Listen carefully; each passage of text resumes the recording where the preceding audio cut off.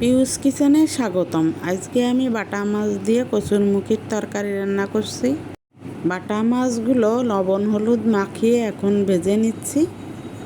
মাছের পিসগুলো এক পাশ হয়ে গেছে, অন্য পাশ উল্টিয়ে ভাজি করে নিব।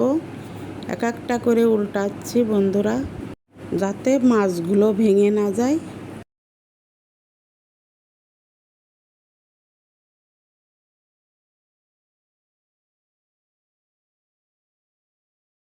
মাছের পিসগুলো ভাজি হয়ে গেছে, এখন এক একটা করে উঠিয়ে নিচ্ছি।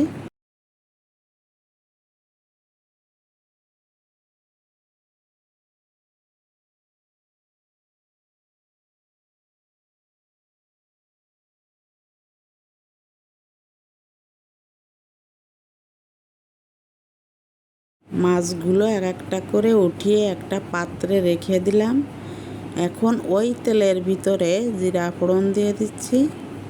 পেঁয়াজ কুচি করে রেখেছিলাম দিয়ে দিলাম, হালকা ভাজি করে নিব পেঁয়াজগুলো হালকা ভাজি হয়ে গেছে। এখন সামান্য পরিমাণ জল দিয়ে মশলাগুলো দিয়ে দেব। জিরার গুঁড়া, ধনের গুঁড়া, লাল মরিচের গুঁড়া দিয়ে দিলাম। এখন ভালো করে কষিয়ে নিচ্ছি।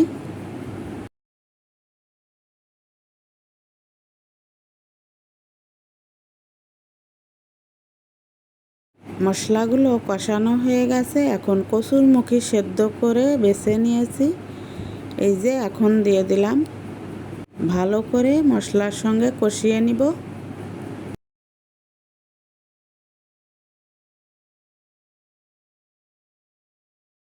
দুই তিনটা কাঁচামরিচ থেতলে দিয়ে দিলাম। লবণ হলুদ দিয়ে ভালো করে কচুরমুখিগুলো কষিয়ে নিব।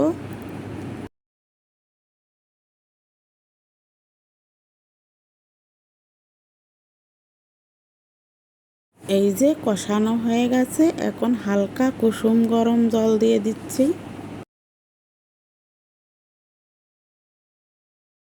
ভালো করে নেড়ে চেড়ে 5-6 মিনিট জাল করে নিব।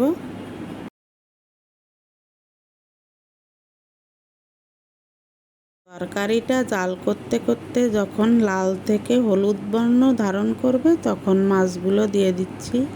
নেড়ে চেড়ে 2-3 মিনিট জাল করে নিব। 2-3 মিনিট জাল করে নেওয়ার পর এই যে ধনে পাতাগুলো উপর দিয়ে ছিটিয়ে দিলাম। আরও 1 মিনিট জাল করে নামিয়ে নিব। কচুরমুখির তরকারি আমি এভাবেই রান্না করি, আপনারাও বাসায় এভাবে রান্না করতে পারেন। এই যে তরকারিটা নামিয়ে নিয়েছি। কচুরমুখির তরকারির ফাইনাল লুক। আজকের মতো আসছি, টাটা, বাই বাই।